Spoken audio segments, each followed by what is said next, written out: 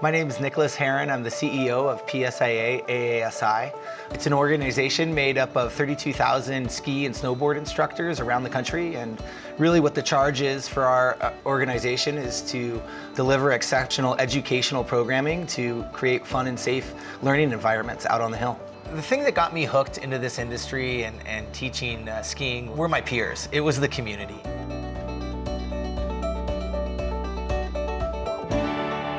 We help instructors not just be good instructors, but great instructors. You know, we want to give them the resources and the tools, not only to enhance their skiing and snowboarding, but to be able to deliver an exceptional product to their guests. We're a huge resource for ski and snowboard schools around the country. You know, we want to inspire their instructors and their staff to want to stay in the profession and be a part of something bigger.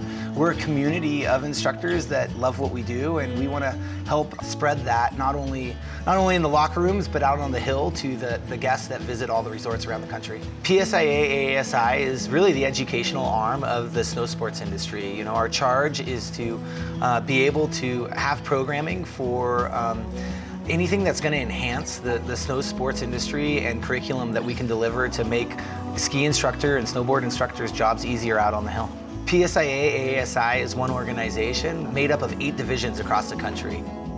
You know, we really are a grassroots organization. Some of the divisions were started before National was formed in 1961.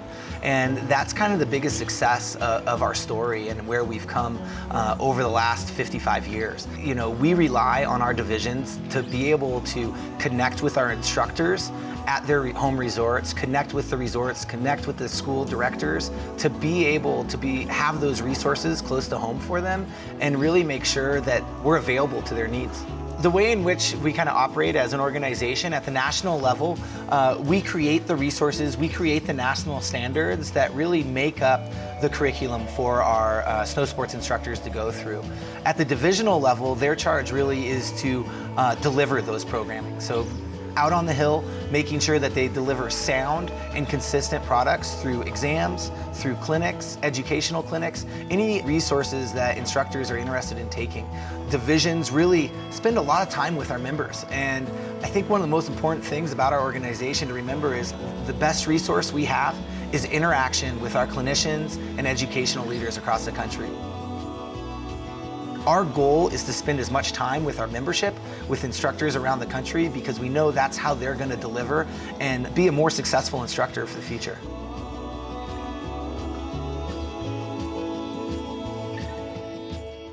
It's important for our association to be able to offer programming to all disciplines. You know, we don't just focus on alpine skiing. We really focus on snowboarding. We focus on Nordic skiing, cross-country skiing, as well as adaptive sports. You know, our goal is to figure out how to offer educational programming to anyone who wants to enjoy the mountain environment. We all know the best way people are going to enjoy the mountain environment is to get further out into the mountains. And the more programming and the better resources we can provide is going to allow people to do that.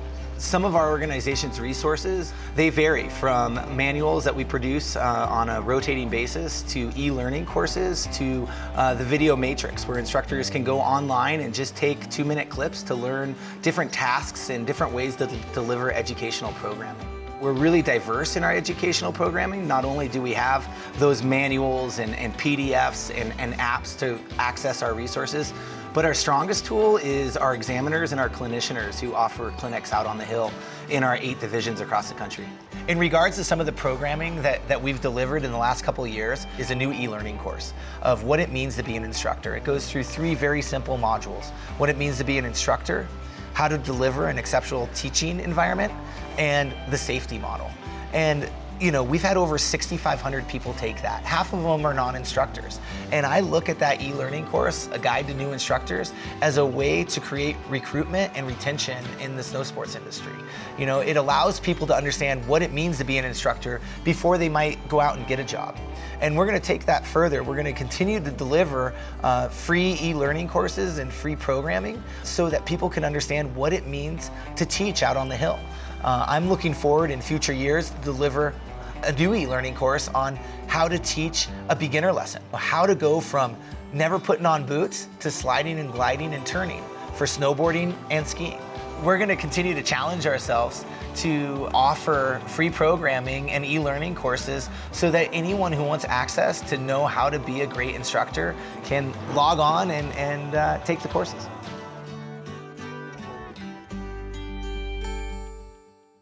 It is so important to stay relevant as we continue to look to the future of snow sports instruction. We never know what's next.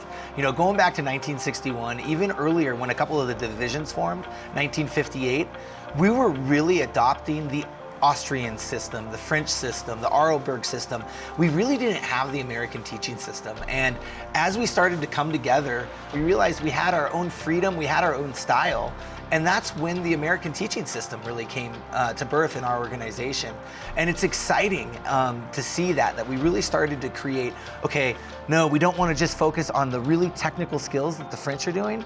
We want to branch out and we want to balance out the experience of the fun and the mountain environment. We want them to have all aspects, not just the sound technical practices, but really the service models that create that fun experience. Now with that, it's important to always stay relevant, and we have to challenge ourselves to always look at new models. You know, I look back in the 1990s when snowboarding came on the scene, our leaders, our educators had to challenge themselves to say, hey, we need to change the way in which we teach because the equipment is changing. And we have to make sure we stay at the forefront of the cutting edge of the industry.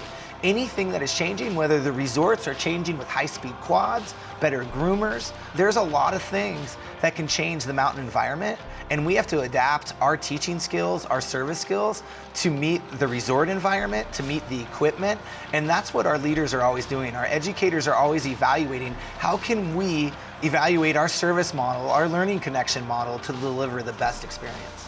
One of the most exciting things about our leaders and our educators around the country is they're driven to always enhance our programs. And one of the neatest models that has just come out of the last couple of years is our learning connections model. It's really a way to balance out what are the needs for our instructor to have to make a successful experience for the guest. And it's really broken up into three corners. We really break it up to the teaching skills, the technical skills, and the people skills. And in order to be that exceptional instructor, that great instructor, you really have to have a balance of all of those. And you have to be able to balance all that and make sure when you deliver a lesson, you know, not everyone wants to understand how to tip a ski, how to be really accurate in your rotation. They want to have a fun time, and they want to move, and they want to get further out in the mountain environment. And it is so important to understand the relationship of the instructor and the student. And through that learning connection model, it gives a framework for instructors to balance out how to approach each lesson.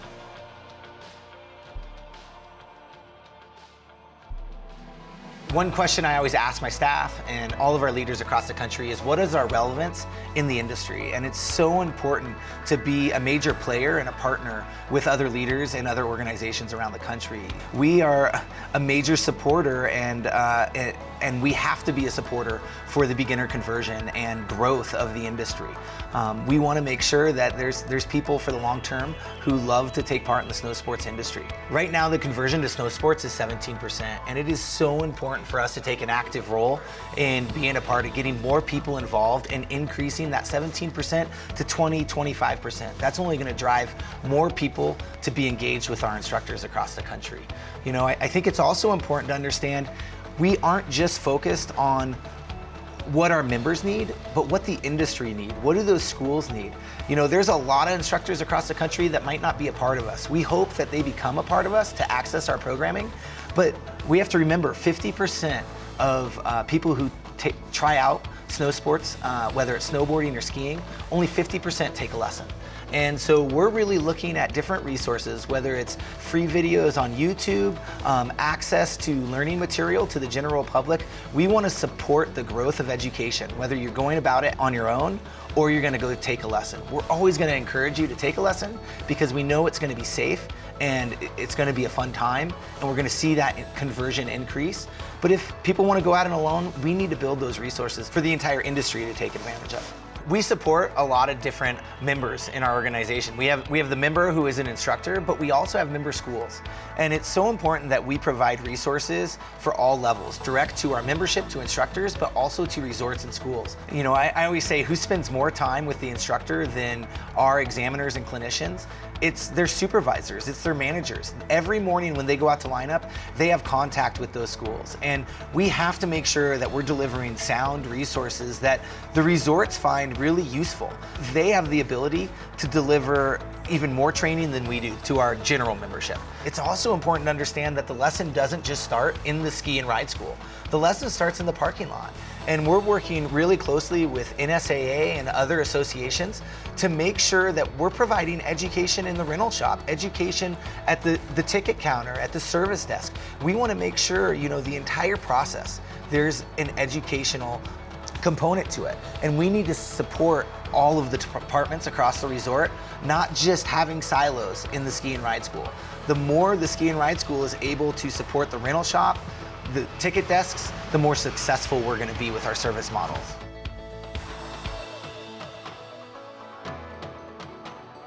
If I could give any advice to someone looking to jump into the snow sports industry is I really challenge people to diversify their education and get to know resort operations. And I don't just mean one department. In my career, I started in the ski and ride school, but I moved into the marketing department. I moved into group sales. I moved into operations.